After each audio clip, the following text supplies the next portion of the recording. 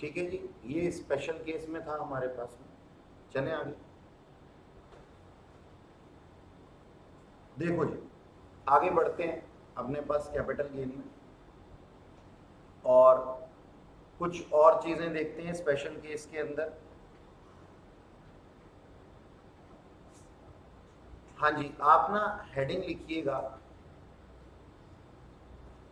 In these types, in these assets,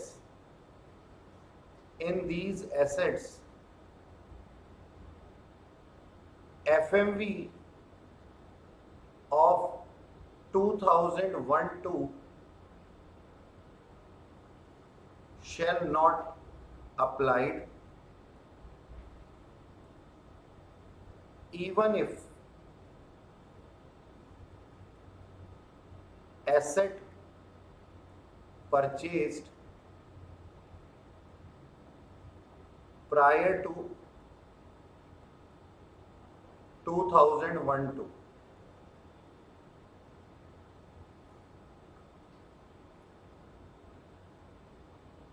ठीक है जी, यानी कि इन एसेट्स के अंदर जो अब बताने जा रहा हूं उनके अंदर फेयर मार्केट वैल्यू ऑफ 2001-2 का कंसेप्ट नहीं लगेगा, चाहे वो 2001-2 से पहले ही क्यों ना परचेज किए गए हों। ठीक है, ओके। अब इसमें क्या है, सबसे पहले goodwill of business, goodwill of business. ठीक है, अच्छा, गुडविल ऑफ बिजनेस के अंदर अगर हमने गुडविल ऑफ बिजनेस परचेज की है तो कॉस्ट ऑफ एक्विजिशन इसका क्या होगा जी, बोलो। एक्चुअल परचेज प्राइस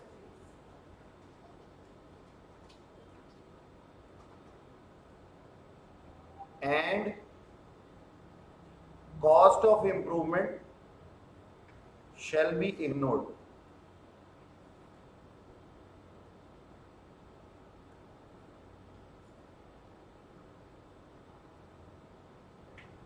ठीक है जी, याद रखना गुडविल के केस में। एंड व्हाट अबाउट, हाँ गुडविल ऑफ बिजनेस तुमने सुना होगा ना, पार्टनरशिप के अंदर पढ़ा होगा, गुडविल ऑफ बिजनेस परचेज करते हैं तो उसका जो एक्चुअल परचेज प्राइस है वही हमारा कॉस्ट ऑफ एक्विजिशन होगा। What about goodwill of profession, goodwill of business की तो हमने बात की, तुम्हारा क्या दिमाग काम करता है गुडविल ऑफ प्रोफेशन के अंदर? Goodwill of profession is not a capital asset. क्यों? आओ तुम्हारे को इस चीज का जवाब दे देता हूं, सोच के देखो। गुडविल ऑफ बिजनेस, पहले गुडविल ऑफ बिजनेस को देखते हैं। मैं गया मैडम के पास में, मैडम थी क्या, हल्दीराम, तो मैंने कहा मेरे को भी है ना हल्दीराम बनने का है। मैडम कहती है ठीक है कोई बात नहीं, आप मेरे को 3 करोड़ रुपए दो और ब्रांडिंग कर देते हैं आपकी, आपके पास जगह है अपनी? मैंने कहा हाँ। तो मैंने मैडम से 3 करोड़ रुपए दे करके ये बात बोल दी कि मैं भी जाकर के अपनी जगह पे हल्दीराम का बोर्ड लगा दूंगा आपके ही नाम का, आपके ही जैसा, लेकिन आप मेरे पे केस नहीं करोगे। यानी कि इन्होंने मेरे को क्या दे दी, फ्रेंचाइजी। सुना है आपने, देखा है ऐसा? बिल्कुल। क्या हर जगह पे हल्दीराम खुद ही बैठा होता है? वहां के लोकल्स होते हैं जो हल्दीराम बन के बैठे हुए होते हैं, फ्रेंचाइजी होती है। That is known as goodwill of business. And over a period of time हम इसको क्या करते हैं, राइट ऑफ करते जाते हैं। ऐसा हमने अकाउंट्स के अंदर पढ़ा है। लेकिन इसी तरीके से ना अब ना मेरा ना मिठाइयां बना बना करके ना मन परेशान हो गया, हाथों में से भी देसी घी की बदबू आने लग गई। तो मैंने कहा नहीं यार ये काम खराब है, ये काम बढ़िया है। मैं पहुंच गया डॉक्टर नरेश त्रेहान के पास, जानते हो, नाम सुना है कभी? मैं डॉक्टर नरेश त्रेहान के पास में पहुंच गया, सीनियर कार्डियोलॉजिस्ट है मेदांता में। मेदांता का नाम सुना है तुमने? तो सर सीनियर कार्डियोलॉजिस्ट है। तो मैंने उनको बोला, मैंने कहा सर मेरे को है ना, जैसे मैंने हल्दीराम की गुडविल परचेज की थी, मेरे को आपका नाम खरीदने का है, मेरे को भी ऑपरेशन करने का। अब हंस रहे हो ना तुम लोग। तो डॉक्टर नरेश त्रेहान हंसे नहीं, पैसा कमाना जानते हैं। वो कहते हैं अच्छा एक काम कर, 15 खोके रख जाए यहाँ पे, 15 खोखे का मतलब 15 करोड़। मैंने कहा ठीक है, मैंने कहा इतनी तो इनकी वर्थ है। मैं उनके हॉस्पिटल को ऐसे ऐसे करके देख रहा था, मैंने कहा इतना बड़ा हॉस्पिटल अब मेरा भी हो जाएगा। मैं उनको 15 खोखे दे करके आया और अपने घर पे आकर के मैंने बोर्ड लगा लिया, हमारे यहाँ सस्ते और तसल्ली बख्श ऑपरेशन किए जाते। अब ये पीछे से एक दिल का मरीज आ गया मेरे पास में, कह रहा है यहाँ ना कुछ कुछ होता है। मैंने कहा अच्छा कोई बात नहीं, लेट जा। डॉक्टर नरेश त्रेहान तो मैं बन ही गया था, तो इसको मैंने टेबल पे लेटा दिया और यहां से यहां तक ना पूरा खोल दिया, और अंदर जो सामान था ना वो देख करके मैं डर गया और भाग गया। यही होना था। तुम तो पहले ही मुस्कुरा दिए थे, तुम तो पहले ही हंस दिए थे इस बात पे कि भाई गुडविल ऑफ प्रोफेशन खरीद ली डॉक्टर नरेश त्रेहान। मैंने जब बोला कि हल्दीराम बन गया मैं, तो तुम में से कोई भी हंसा नहीं, क्योंकि ऐसा होता है। लेकिन कभी गुडविल ऑफ प्रोफेशन कभी देखा है? अगर कोई किसी को गुडविल ऑफ प्रोफेशन बेच भी दे तो उसका क्या हाल होगा? बाद में मेरे साथ क्या हुआ ये किसी ने नहीं पूछा, मेरे को अंदर कर दिया गया कि तूने एक बंदा मार दिया। तो क्या कभी गुडविल ऑफ प्रोफेशन बिकेगी? नहीं सर, एब्सोल्युटली नॉट। दो टैक्स के टीचर हो वो भी एक जैसा नहीं पढ़ाते, दो अकाउंट्स के टीचर हो वो भी एक जैसा नहीं पढ़ाते। अभी मैंने कंसेप्ट आपको इस तरीके से समझाया, दूसरा टीचर किसी और तरीके से समझाता है। तो गुडविल ऑफ प्रोफेशन नहीं बेची जा सकती, हर इंसान अलग अलग होता है। ये जो बुक्स हम बेचते हैं रॉयल्टी के वे में, हम अपनी सर्विसेज देते हैं, आपको अपने आइडियाज शेयर करते हैं। That is not goodwill of profession. Getting it? Okay. तो इसलिए कभी ना गुडविल ऑफ प्रोफेशन का मन मानकर में पूछ भी ले तो होगा ना, it's not a capital asset. अच्छा ठीक है, ये होता ही नहीं है ना, मतलब कोई ऐसा करता ही नहीं है। तो सिर्फ एक कहानी बनाई मैंने। डॉक्टर नरेश त्रेहान के पास जाकर के एक बार बोल के देखना कि सर 15 करोड़ रुपए देती हूँ, मेरे को क्या नाम है, आप ऑपरेशन करने दो अपने नाम पे, दो मारेंगे खींच करके तुम्हारे मुंह पे, वहीं से भगा देंगे। पागल हो गया क्या? तेरे को हार्ट का डॉक्टर नहीं बनना चाहिए, तेरे को पागलों के डॉक्टर से इलाज कराना चाहिए अपना। तू बोल क्या रहा है? ठीक है, नहीं सर ऐसा देखो ये क्या सोचो, 10 नंबर का क्वेश्चन बनाया वो और वहां पे गए धप्पा, ये तो कैपिटल एसेट ही थी और मिल गए 10 नंबर पूरे के पूरे, हो गया खत्म आंसर। ऐसा थोड़ी होगा, ऐसा थोड़ी होगा। वो कहता है ऐसा क्वेश्चन आ सकता है कि जिसमें गुडविल ऑफ प्रोफेशन बेच दिए? नहीं भाई नहीं, इंस्टीट्यूट इतना पागल नहीं। अच्छा जी, अगला है हमारे पास में लिखना ट्रेडमार्क। ट्रेडमार्क, कॉपीराइट,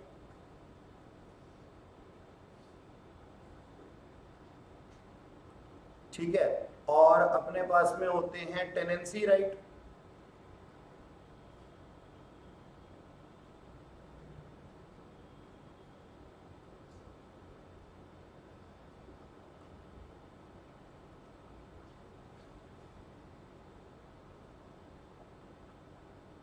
यहां पे सी फालतू लग गया है, टेनेंसी राइट। ठीक है जी, लू मार्स, पहले लिख लो फिर समझाता हूं। लू मार्स, ठीक है, और स्टेज कैरेज,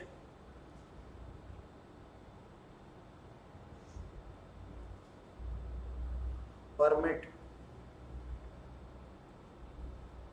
या फिर किसी तरीके का रूट परमिट भी कह सकते हैं हम इसको।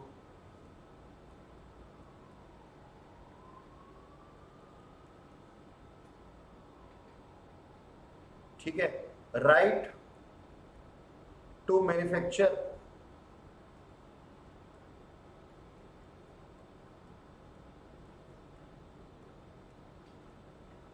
एनी आर्टिकल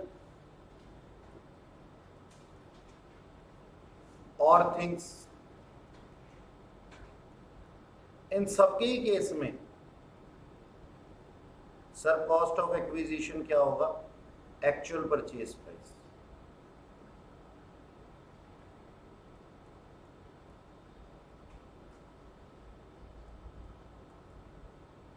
मतलब समझ में आया? ट्रेडमार्क, कॉपीराइट तो तुम्हें पता ही होगा, पेटेंट्स ये तो पता ही होगा, ठीक है। मतलब मान लो मैंने पब्लिशिंग राइट आपको दिए थे, मेरी एक बुक है, मैंने पब्लिशिंग राइट आपको दिए थे, आपने वो पब्लिशिंग राइट आगे किसी और को बेच दिए मेरी सलाह से, सहमति से, तो उस केस में आप एक्चुअल परचेज प्राइस ही, जितने पे आपने मुझसे ये खरीदे थे, जो आपने मेरे को अमाउंट दिए थे, उसी को अपना कॉस्ट ऑफ एक्विजिशन लेंगे। टेनेंसी राइट क्या होता है? टेनेंसी राइट होता है जी हमारे पास में कि हम आपके टेनेंट बन के रह सकते हैं, ठीक है। आपने उस राइट की आगे सबलेटिंग के अंदर यूटिलाइजेशन कर लिया, ठीक है। तो जो जितने में आपने मेरे टेनेंसी राइट लिए थे वही एक्चुअल परचेज प्राइस आपका कॉस्ट ऑफ एक्विजिशन माना जाएगा। फेयर मार्केट वैल्यू को हम इग्नोर करेंगे। नेक्स्ट मैंने लिखवाया आपको लूम आर्स। लूम आर्स क्या होते हैं और ये कैसे बेच दिए जाते हैं? मान लो एक फैक्ट्री का ओनर है, ये मैडम फैक्ट्री की ओनर थी, ठीक है। इनको है ना, हमने ये बोला हुआ था कि आपकी फैक्ट्री में डॉट 12 बजे लाइट आएगी और डॉट 5 बजे चली जाएगी। ऐसा होता है, इंडस्ट्रियल एरिया में होता है। और इस चीज का हम कैसे पूरा कैसे करते हैं? जो रेजिडेंशियल एरियाज होते हैं ना, वहां से थोड़ी थोड़ी देर लाइट की कटिंग करते हैं, ठीक है जी, पावर कट करते हैं वहां से और इनको प्रोवाइड करते हैं ताकि ये कोई चीजें बना सके। तो ये इंडस्ट्रियल एरिया में थी, मैंने इनको बोला डॉट 12 बजे आएगी, डॉट 5 बजे चली जाएगी। 5 घंटे के लिए तुम्हारे पास में, तो नहीं अपनी लेबर वेबर लेकर के तैयार रहती है सुबह 9 बजे से कि जैसे ही लाइट आएगी ना प्रोडक्शन कर देंगे। अब ये लूम आर्स थे, ये लूम आर्स इन्होंने मुझसे खरीदे हुए थे इंडस्ट्रियल पर्पस के लिए। अब ना इनको ना इस आर्टिकल बनाने में मजा नहीं आ रहा, ये कहते हैं इस लूम आर्स का मैं क्या करूंगी। इन्होंने वो लूम आर्स आगे किसी और को बेच दिए। तो जितने में मुझसे इन्होंने खरीदे थे, इररिस्पेक्टिव ऑफ द फैक्ट कि वो खरीदे थे 2001-2 से पहले या उसके बाद, एक्चुअल कॉस्ट ऑफ एक्विजिशन ही क्या मानी जाएगी? एक्चुअल परचेज प्राइस ही क्या माना जाएगा? Cost of acquisition in case of loom hours. Stage carriage permit या रूट परमिट क्या होता है तुमने देखा?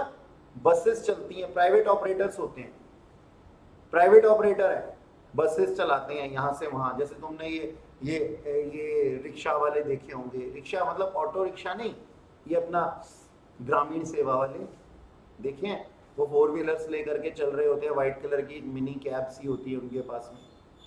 तो वो ऐसे ही अपने आप ही कोई भी कहीं पे कहीं से कहीं चला लेगा नहीं, वो रूट परमिट दिए जाते हैं कि आप ना यहां से लेकर के यहां तक ही जाएंगे और फिर जैसे ही यहां पहुंचेंगे यहां से वापस आ जाएंगे। तो ये परमिट होते हैं, लाइसेंस होते हैं, रूट परमिट।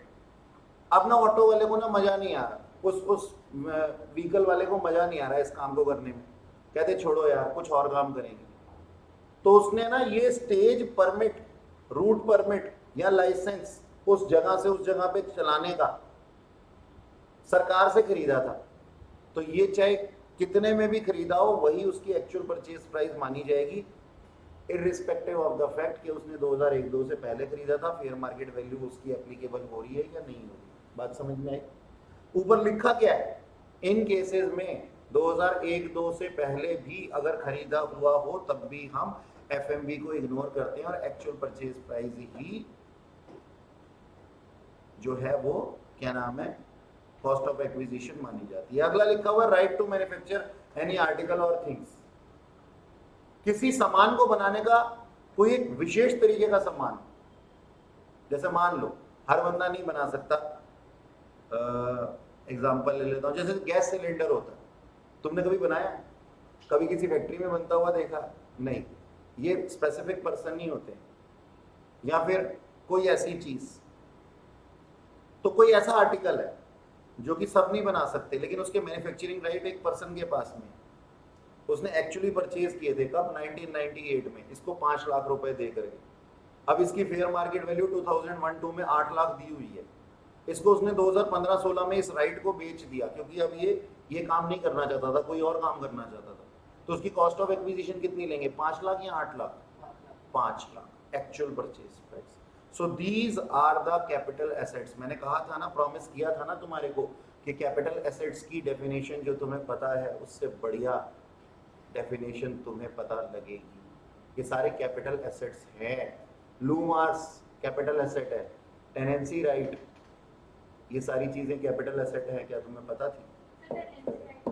टेनेंसी राइट में होता है बेटा कि जैसे मान लेना कि मैंने तेरे को अपना टेनेंट बना लिया कि तेरे पास ही रहने का अधिकार है इस घर में और किसी को नहीं, एक क्या नाम है लीगल एग्रीमेंट बना लिया। अब ना तेरी यहाँ से ना शिफ्टिंग हो रही है, तेरी जॉब ट्रांसफर हो गई, लेकिन एग्रीमेंट के हिसाब से तूने मेरे को प्रीपेड रेंट दे रखा था, तो अब क्या करेंगे?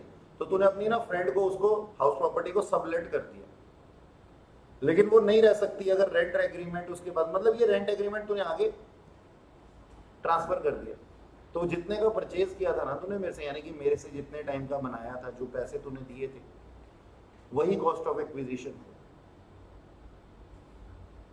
और भी कई तरीके के टेनेंसी राइट होते हैं, हाउस प्रॉपर्टी के लिए ही नहीं, और भी बहुत तरीके के होते हैं। तो ये हमारे कैपिटल एसेट है। तो टेनेंसी राइट के केस में एक्चुअल परचेज प्राइस ही हमारा कॉस्ट ऑफ एक्विजिशन। ठीक है, ओके डन। कोई शक इसके अंदर? अच्छा, आओ एक बारी है ना, क्योंकि जो मैंने अभी पिछला कराया था ना उसमें ना रिकॉर्डिंग नहीं हुई थी हमारे पास, तो मैं थोड़ा सा एक बारी है ना एक पीछे चल के बता देता हूँ कि ट्रांसफर की डेफिनेशन के अंदर हमने क्या किया था, सेल, एक्सचेंज और रिलिंग्विशमेंट ऑफ एसेट। ठीक है जी, सेल और एक्सचेंज तो सबको पता है, ट्रांसफर की डेफिनेशन 247 के अंदर हमने लिखी है। तो ट्रांसफर की डेफिनेशन के अंदर क्या आता है, सेल, एक्सचेंज और रिलिंग्विशमेंट। रिलिंग्विशमेंट ऑफ एसेट का मतलब क्या होता है कि अपने अधिकारों को दूसरे के लिए छोड़ देना, that is also known as a transfer. ठीक है, जैसे मैंने अभी आप लोगों को एग्जांपल दिया था कि एक मिसेस एक्स ने मिस्टर एक्स के एक्सपायर होने पे अपने बच्चों के लिए अपने हाउस प्रॉपर्टी का जो पोर्शन उसके नाम पे आया था वो भी आगे ट्रांसफर कर दिया। तो ट्रांसफर की डेफिनेशन है। Extinguishment of rights, foregoing of right होता है इसका मतलब, यानी कि जैसे for example forfeiture of shares, तुमने पैसे नहीं दिए, कंपनी ने शेयर फॉरफीट कर लिए, तो अब ये एसेट किसके पास में ट्रांसफर हो गया, कंपनी के पास में ट्रांसफर हो गया, ओनरशिप वहां चलेगी। Compulsory acquisition of capital asset but not by all, by government of India, by government of India, that is known as a transfer. यानी कि आपका मकान मेट्रो के बीच में आ जाए, मेट्रो के प्रोजेक्ट के बीच में आ जाए, तो उसको कंपल्सरीली एक्वायर कर लेगी गवर्नमेंट ऑफ इंडिया, ओनरशिप यहाँ पे चेंज हो जाएगा, पहले आप थे और अब गवर्नमेंट ऑफ इंडिया है। इस ट्रांसफर को हम ट्रांसफर बोलते हैं। ठीक है, लेकिन ये सिर्फ और सिर्फ होना चाहिए गवर्नमेंट ऑफ इंडिया के द्वारा है, बाकी वॉइड होते हैं। अच्छा, मेच्योरिटी ऑफ सिक्योरिटी और zero coupon bond, date of maturity जब आ जाती है जीरो कूपन बॉन्ड की या फिर किसी सिक्योरिटी की, तो ये ऑटोमेटिकली किसके पास में ट्रांसफर हो जाते हैं, ये ट्रांसफर हो जाते हैं कंपनी के पास वापस से। तो इस ट्रांसफर को हम ट्रांसफर मानते हैं। ठीक है जी, नेक्स्ट है हमारे पास में any transaction allowing the possession of any immovable property under section 53A। इसका मतलब क्या है, इसका मतलब ये है कि हमारे पास में हमने किसी हाउस प्रॉपर्टी को, इमूवेबल एसेट, एक हाउस प्रॉपर्टी का एग्जांपल ले रहा हूं, हाउस प्रॉपर्टी को हमने खरीद तो लिया है लेकिन अभी तक सिर्फ उसका पोजेशन हमारे नाम पे आया, रजिस्ट्रेशन नहीं आया, रजिस्ट्रेशन नहीं आया, इवन देन हम इसको ट्रांसफर मानते हैं। ठीक है जी, ओके, ये लिखा है सेक्शन 53A।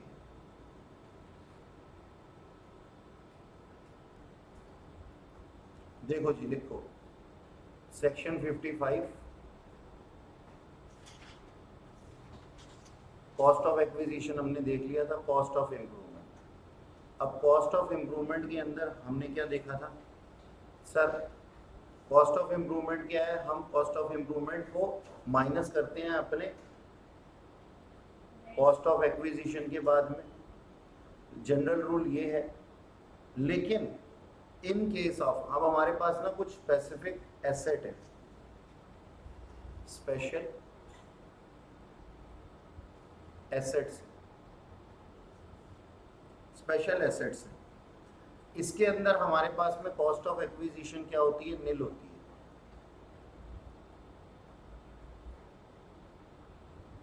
ठीक है, इसके अंदर अपने पास में कॉस्ट ऑफ एक्विजिशन क्या होती है, निल होती है। ठीक है सर, अब ये कॉस्ट ऑफ एक्विजिशन निल किस किस केस में होती है, वही वाली होती है जो अभी हमने पढ़े थे, गुडविल ऑफ बिजनेस, अभी लिखवाया भी था शायद मैंने। ठीक है, अपने पास में goodwill of, sorry, manufacturing right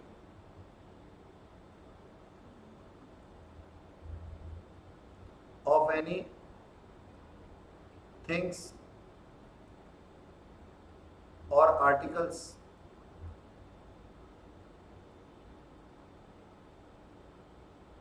ठीक है, और राइट टू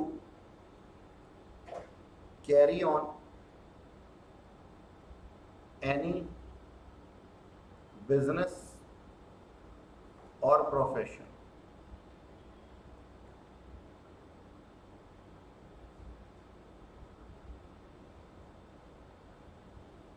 और कॉस्ट ऑफ एक्विजिशन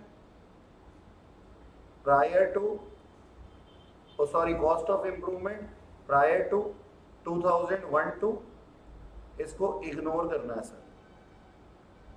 ये मैंने लास्ट क्लास में आपको बता दिया था कि अगर आपने एक हाउस प्रॉपर्टी खरीदी और उसको कंस्ट्रक्ट किया 2001-2 से पहले, इंप्रूव किया उसकी वैल्यू को, then you just have to ignore the cost of acquisition, क्योंकि वो फेयर मार्केट वैल्यू के अंदर ही इंक्लूड होती है। ठीक है, याद रहेगा भाई। अपन क्या करते हैं, फेयर मार्केट वैल्यू दिया हुआ होता है ना क्वेश्चन के अंदर, तो वो ज़्यादा होता है तो वो इंप्रूवमेंट उसके अंदर इंक्लूडेड होती है, तो हमें दोबारा नहीं लेनी होती, उसको एक्सक्लूड ही करते हैं। ठीक है जी, ये बात समझ में आई?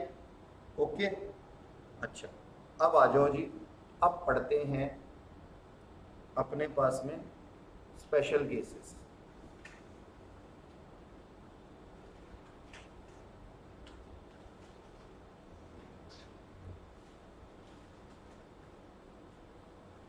स्पेशल केसेस में सबसे पहला नंबर है सेक्शन 45(1)(a। क्या कहता है section 45 subsection 1(a)? Taxability of insurance claim. Taxability of insurance claim.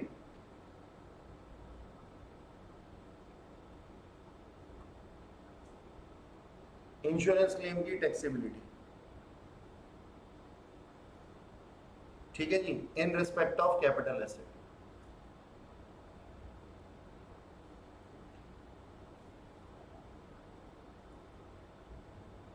अच्छा एक बात बताना सर, इंश्योरेंस क्लेम हमारे को मिलता है हमारे किसी कैपिटल एसेट।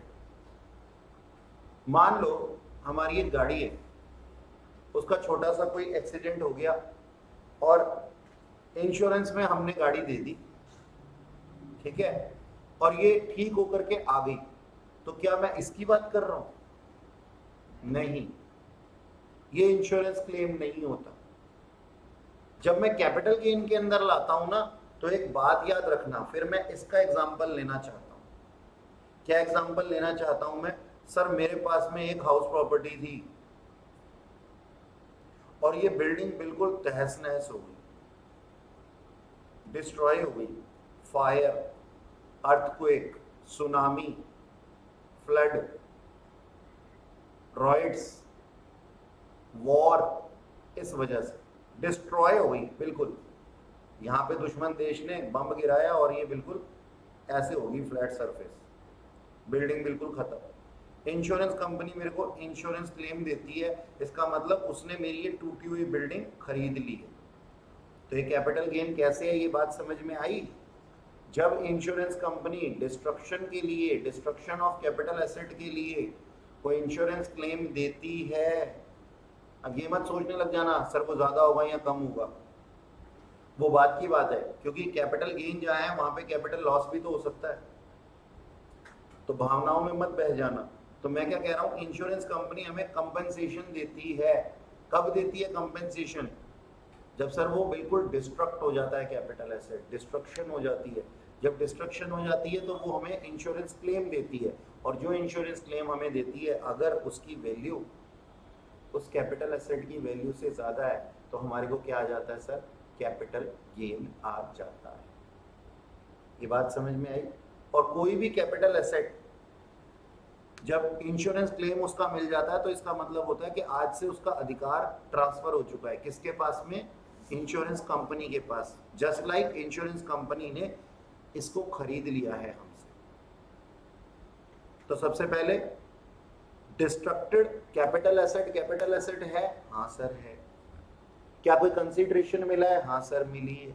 क्या ओनरशिप ट्रांसफर हुई है? हाँ सर हुई है। क्योंकि आज के बाद मैंने पहले ही बोल दिया, वो गाड़ी जो ठीक होकर के वापस तुम्हारे पास आ जाती है, ये वो केस नहीं है। ये वो वाली गाड़ी है जो बिल्कुल ठुक करके खत्म हो जाती है और इंश्योरेंस कंपनी उसका कूड़ा अपने साथ ले जाती है, चाहे वो फिजिकली लेके जाए या ना लेके जाए, लेकिन ओनरशिप उसी का हो जाता है। बात समझ में आई?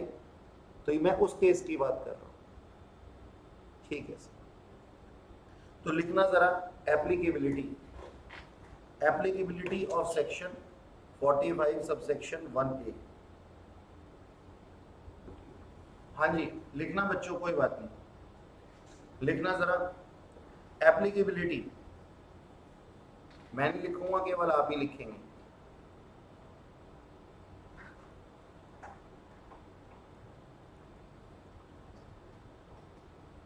इस सेक्शन की एप्लीकेबिलिटी लिखना। Section 45 subsection 1A, section 45 subsection 1A applies if both the condition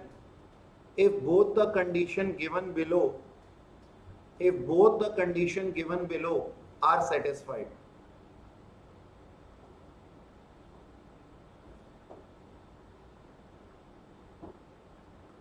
Number 1, capital asset destructed. Number 1, capital asset destructed due to any natural calamity or due to war. अब नेचुरल क्लैमिटी के अंदर सारे आ जाते हैं ना, natural calamity के अंदर तो सारे आ जाते हैं ना, साइक्लोन, फ्लड, रेन, ये वो, अनाप शनाप जो भी चीजें, सुनामी। तो अच्छा मैंने तुम्हें क्या लिखा है कि capital asset destroyed due to natural calamity और वॉर और रॉइट्स। रॉइट्स नेचुरल क्लैमिटी में नहीं आता ना, वॉर में भी नहीं आता। ठीक है, दंगे हो जाते हैं और दंगाई तुम्हारे कैपिटल एसेट को डिस्ट्रॉय कर देते हैं। Number 2, insurance company provide compensation. Insurance company provide, तो पहली कंडीशन क्या थी? Capital asset destroyed.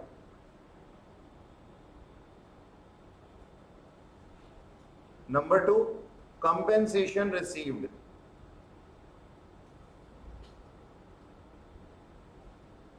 From insurance company. ठीक है सर, तब ये एप्लीकेबल होगा, तब ये सेक्शन हमारा एप्लीकेबल होगा। अच्छा, अब सर हमारे पास में टैक्सेबिलिटी कब होगी?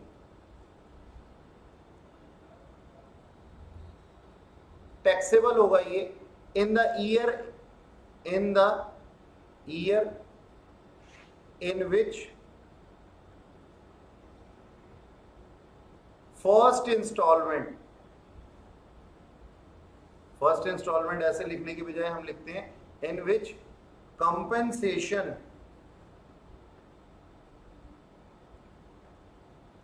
और part of it received first time।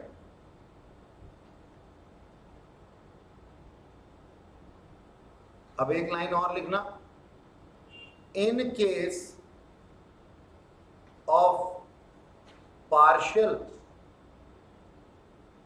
Compensation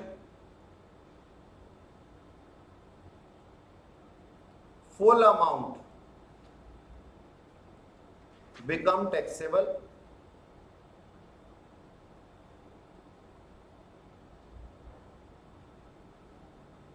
when first installment received।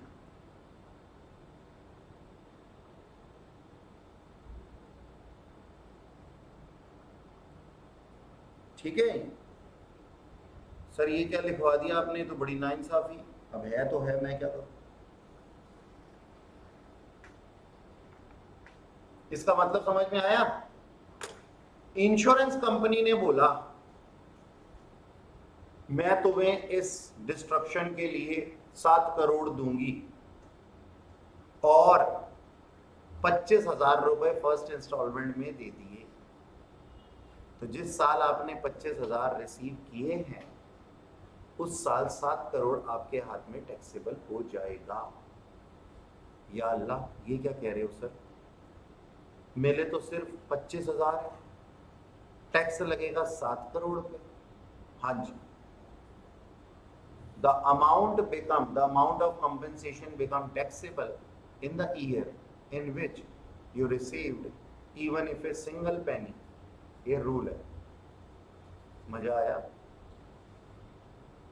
अब आम जिंदगी क्या करेगी इसमें? 25,000 सेल्स कंसीडरेशन और मेंटोस जिंदगी 7 करोड़। ठीक है ना? चलें आगे चलें। अच्छा अच्छा, हाँ जी, सेल्स कंसीडरेशन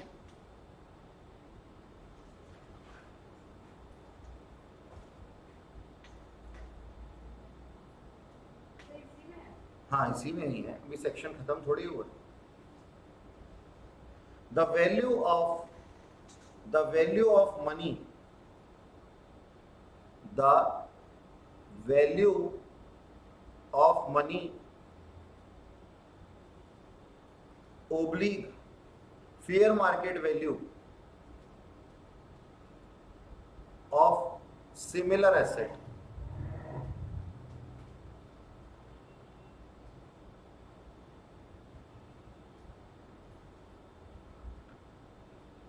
रिसीव्ड। मतलब समझे? नहीं समझे? इंश्योरेंस कंपनी तुम्हारे को इंश्योरेंस क्लेम दे रही है, या तो पैसों में देगी या फिर जैसे पुरानी पिक्चर में कहा जाता था ना, खून के बदले में खून, जान के बदले में जान। हाउस प्रॉपर्टी डिस्ट्रॉय हो गई तो हाउस प्रॉपर्टी के बदले में क्या दे रही है? House property. सर फिर कैपिटल गेन कैसे निकलेगा? फेयर मार्केट वैल्यू चेक कर लेंगे उस हाउस प्रॉपर्टी की जो दी है। लेट्स से उसने कहा तुम्हारी हाउस प्रॉपर्टी डिस्ट्रॉय हुई थी, हम तुम्हें दूसरे एरिया में हाउस प्रॉपर्टी दे रहे हैं, निकाल लो। कैपिटल गेन कैसे निकालोगे? जो डिस्ट्रॉय हुई वो थी 2 करोड़ की, जो नई मिली उसका फेयर मार्केट वैल्यू 7 करोड़ था। फेयर मार्केट वैल्यू बता के नहीं दिया उन्होंने। या तो वो तुम्हें पैसा दे देते 7 करोड़, लेकिन पैसा नहीं दिया। क्या दिया? तुम्हारे को सिमिलर नेचर का एक एसेट दे दिया। ठीक है सर, अब सिमिलर नेचर के एसेट के ऊपर कैपिटल गेन कैसे निकालोगे? ऐसे निकालोगे कि मार्केट में जाकर के फेयर मार्केट वैल्यू उसकी पता करोगे। फेयर मार्केट वैल्यू कितनी होगी उसकी? मान लो 7 करोड़, तो 7 करोड़ कंसीडरेशन हो जाएगी, सेल्स कंसीडरेशन रिसीव। और कॉस्ट ऑफ एक्विजिशन कितना हो जाएगा सर? जो डिस्ट्रॉय हुआ था उसका, और जो दोनों के बीच का डिफरेंस है वो क्या हो जाएगा? Capital gain. बात समझ में आई? हाँ ज्यादा हो गया तो हम क्या करें? भावनाओं में क्यों बह रहे हो? 5 करोड़ का वो है ना कैपिटल गेन, तो क्या हो गया? कैपिटल लॉस भी तो हो सकता है। 5 करोड़ पे टैक्स देना पड़ेगा। हाँ 5 करोड़ पे टैक्स देना पड़ेगा। अभी बनाता हूँ क्वेश्चन, जो बातें पॉइंट्स हैं उसको समझा रहा हूँ अभी तो केवल। अच्छे, हाँ ठीक है, बाकी सब तो हमने लिख लिया। आप जरा क्वेश्चन लिखना।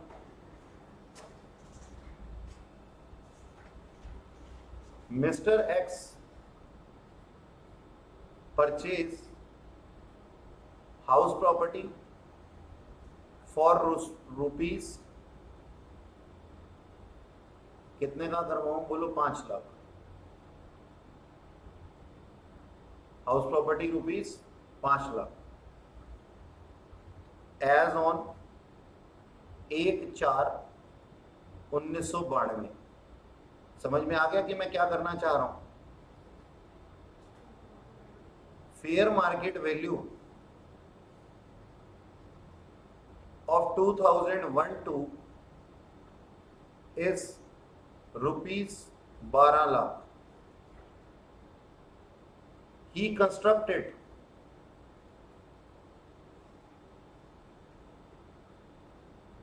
for rupees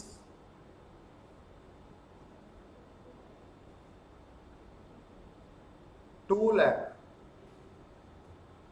as on 1/5 as in the year लिखना चाहिए था वैसे तो, लेकिन चलो लिख लो as on 1/5/2005. The house property, his house property destroyed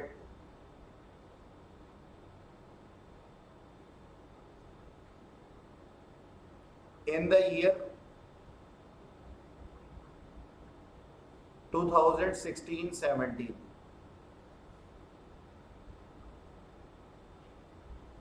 And compensation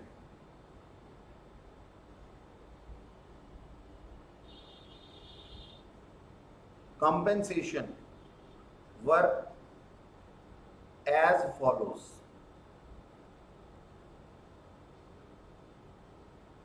Rupees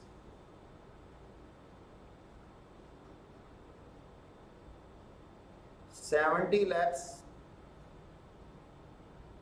in cash, or a house property worth rupees 1 crore 30 lakhs. ठीक है जी, 2 कंपेंसेशन इसको रिसीव हुई. ठीक है जी. Mister X received full compensation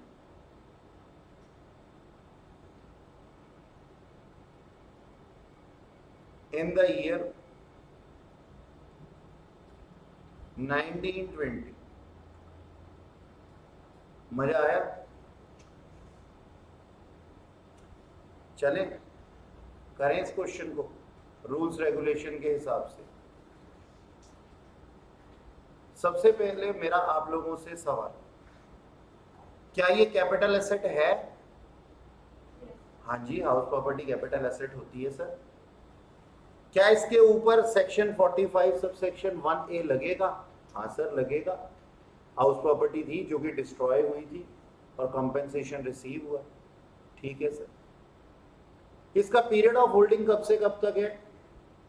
sir destruction की date तक. कब हुई थी ये डिस्ट्रक्शन? 1617 में. लेकिन ये टैक्सेबल कब होगी? 1920 में. इसका प्रीवियस ईयर था असेसमेंट ईयर, 2021 में इसके ऊपर टैक्स लग जाएगा. ठीक है ना? तो अपन लिख दें यहाँ पे कंप्यूटेशन. भाई जिस भाई बहन या माता को भी मेरी कोई बात समझ में ना आए तो पूछ सकता है.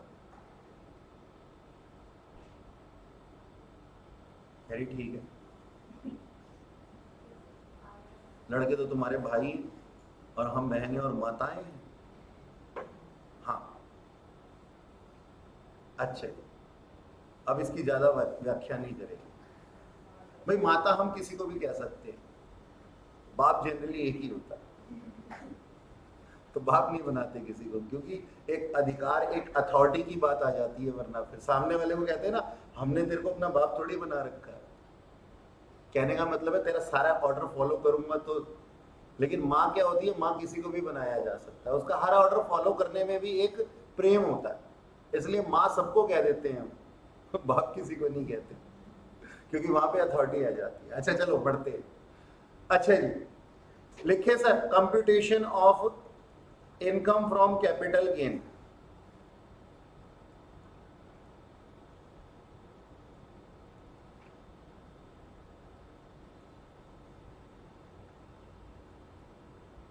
of Mr. X for assessment year 2021. ठीक है ना? चलिए, सेल्स कंसीडरेशन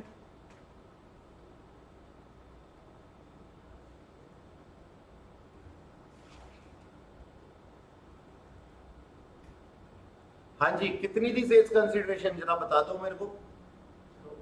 2 करोड़, ठीक है ना, क्योंकि 1.30 प्लस 70 लैक्स इन कैश, तो 2 करोड़ हमारी sales consideration. Realisable expenditure, sir question में कोई कमीशन कोई डॉक्यूमेंटेशन आपने दिया ही नहीं हुआ तो वो नील है, तो नेट कंसिडरेशन हो गया।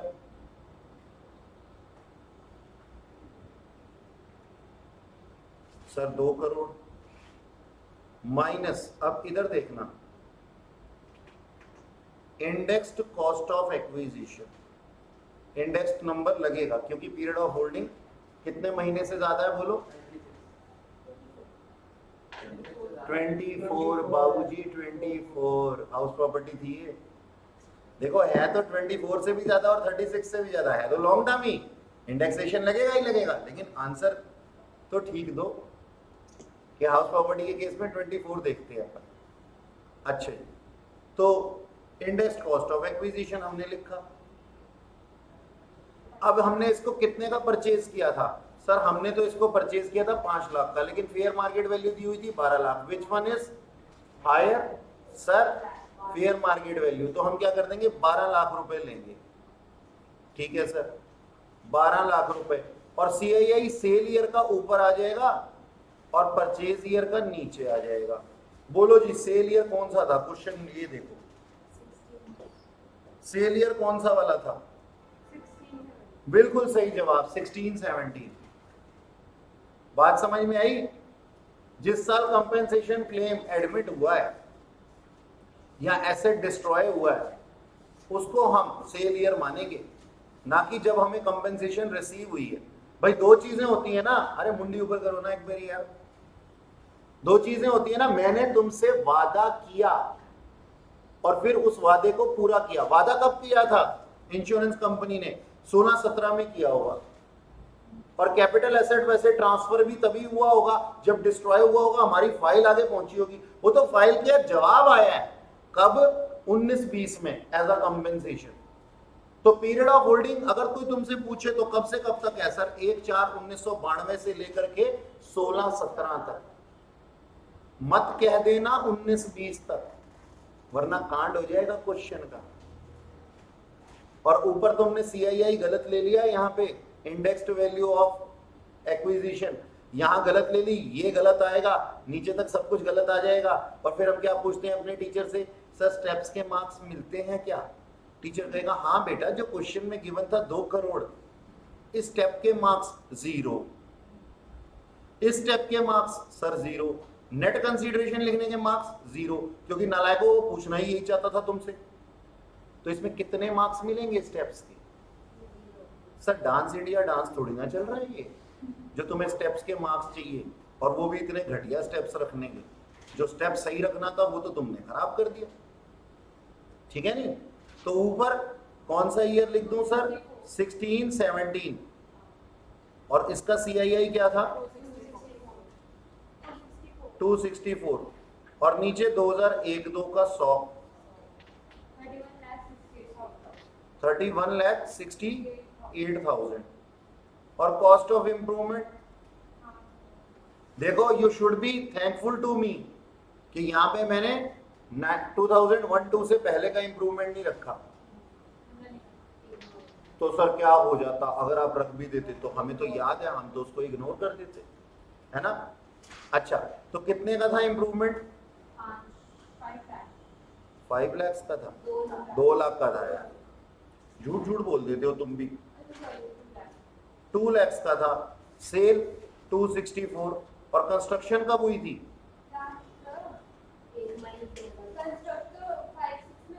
हाँ तो 5-6 का ही तो लेंगे CII, कॉस्ट ऑफ इंप्रूवमेंट में तो कितने का हो गया, जल्दी बता दो। 117 है,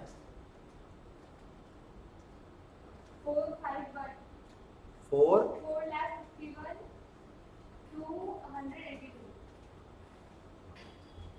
और ये आ गया अपना long term capital gain. whatever.